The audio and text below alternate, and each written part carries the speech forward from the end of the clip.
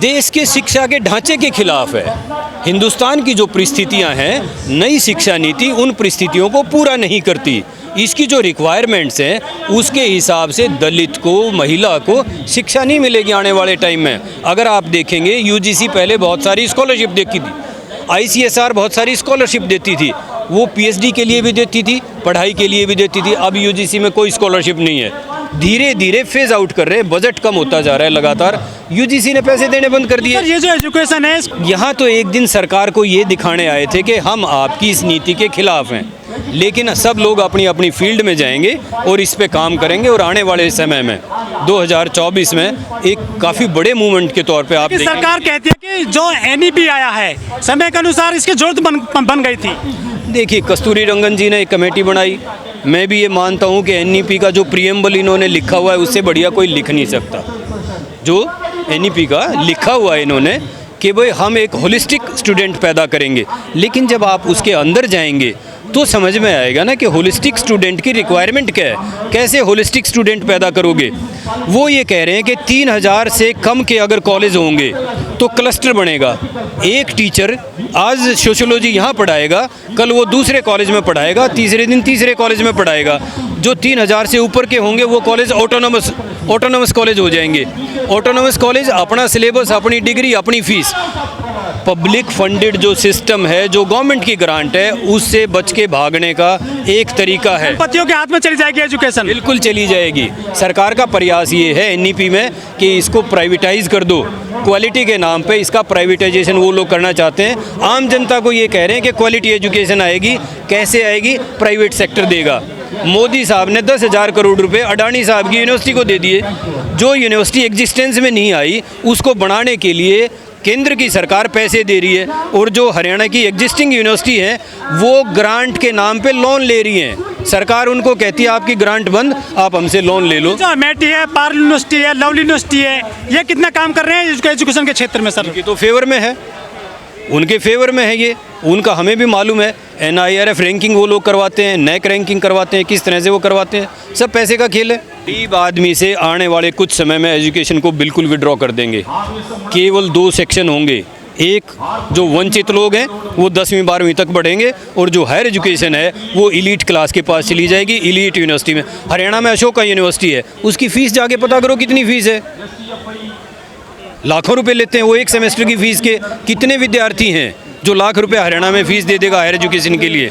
हम लोग public school से पढ़ के आए, पब्लिक कॉलेज में पढ़ के आए, आज हम लोग प्रोफेसर हैं। तो ये फैसिलिटी आने वाले टाइम में हिंदुस्तान के कितने विद्यार्थी अवेल कर पाएंगे, ये बहुत बड़ा प्रश्न चिन्ह है। आम आदमी कैसे जुड़ेगा इस आंदोलन से? आम आदमी सर, आम आदमी का बच्चा जब एजुकेशन से बाहर निकलता चला जाएगा तो आम आदमी को इस आंदोलन से जुड़ना ही पड़ेगा। उसके पास कोई रास्ता ही नहीं है। या तो अपने बच्चे को ना पढ़ाए या इस आंदोलन से जुड़े। अगर उसको अपने बच्चे को शिक्षा देनी है तो इस आंदोलन से जुड़ना उसकी मजबूरी हो जाएगी।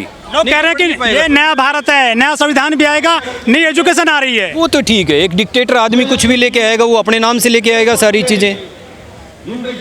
भाई पहले प्लानिंग कमीशन होता था, प्लान बनाते थे हिंदुस्तान में, पंचवर्षीय योजनाएं, उसमें क्या बीमारी थी? लेकिन मोदी साहब को पसंद नहीं थी, वो एक नई चीज़ लेके आए, नीति आयोग बन गया। किताबों में लिखा जाएगा ना नीति आयोग किसके समय में बना? जब नरेंद्र मोदी जी प्रधानमंत्री थे उनके समय। आप हिस्ट्री को रीराइट करने का प्रयास कर रहे हैं एक अलग तरह से। तो जो डिक्टेटर है उसकी ये टेंडेंसीज होती हैं। कौन है डिक्टेटर? इसमें तो कोई कहने की जरूरत ही नहीं है, ये तो सवाल ही बेईमानी कर दिया। वोट तो सर आप ही दे रहे हैं। हम नहीं तो कोई और दे रहा है, वोट तो दे ही रहे हैं।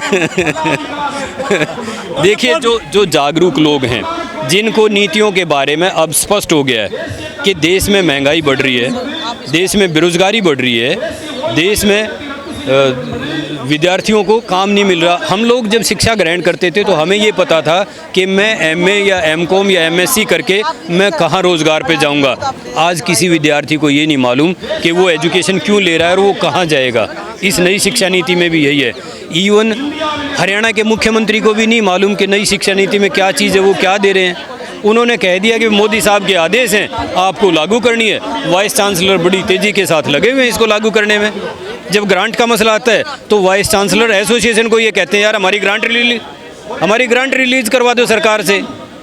लोन लेके कब तक चलाएंगे? के दरवाजे से भर्ती हो रही है प्रोफेसर्स की, प्रयोक्ताओं के की। साथ बहुत तेजी के साथ हो रही है। डीयू का अगर आप हाल देखेंगे तो डीयू का सिलेक्शन प्रोसेस ही बदल दिया।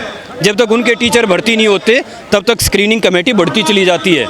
वो 50 पे, 60 पे, 70 पे, 80 पे, 100 पे भी पहुंच जाएगी। अगर उनका चहेता आ गया लिस्ट में तो लिस्ट वहीं ख़त्म हो जाएगी, नहीं तो चलती रहेगी। कह रहे हैं कि नया भारत है, नया सिस्टम आएगा। हमें बदलाव से कभी कोई दिक्कत नहीं है। हम मानते हैं कि डायनामिज़म है, नेचर में ही डायनामिज़म है।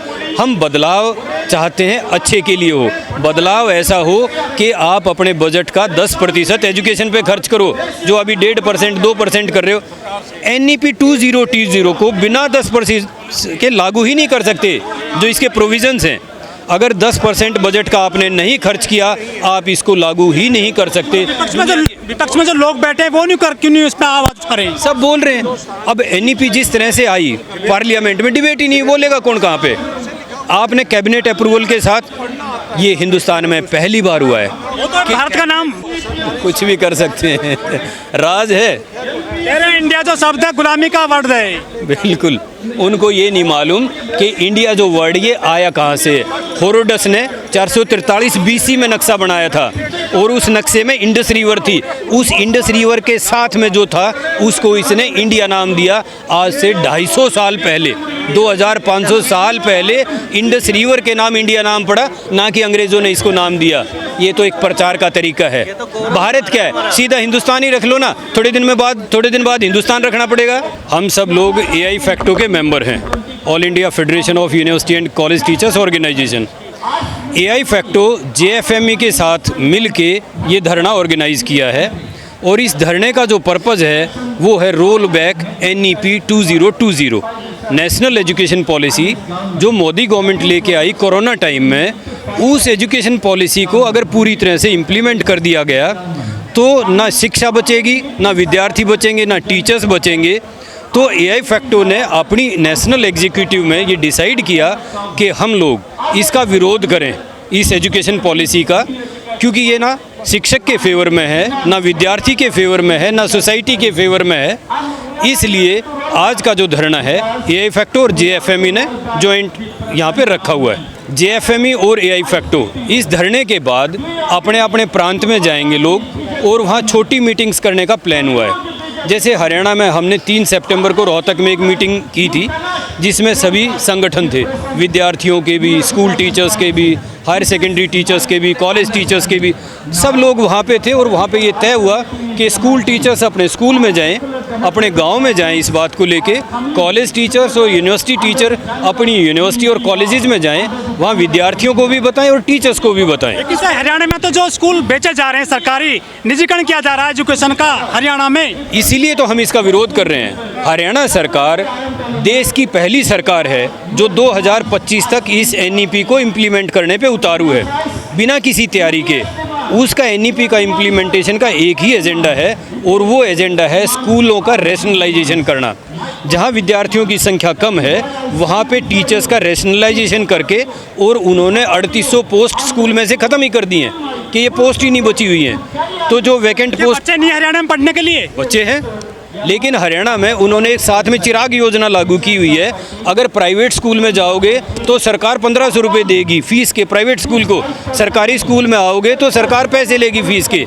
उन्होंने मॉडल संस्कृति स्कूल खोले हुए हैं, मॉडल संस्कृति स्कूल की फ़ीस ज़्यादा रखी हुई है जो बाकी स्कूल हैं। तो हरियाणा सरकार बहुत दोगली नीति पे चल रही है कि प्राइवेट में जाओगे सरकार पैसे देगी। जो माँ बाप है उनको पैसा चाहिए, एजुकेशन नहीं चाहिए क्या? उनको एजुकेशन चाहिए, उनको एजुकेशन चाहिए। तो पब्लिक स्कूल का जो स्टैंडर्ड है वहाँ पे क्वालिफाइड पैसा मिल रहा है ना अभी तो बच्चों को नहीं, प्राइवेट स्कूल से तो मिल रहे हैं ना। प्राइवेट स्कूल रुपये दे रही है प्राइवेट स्कूल वाले, प्राइवेट स्कूल को मिल रहा है, बच्चे को नहीं मिल रहा।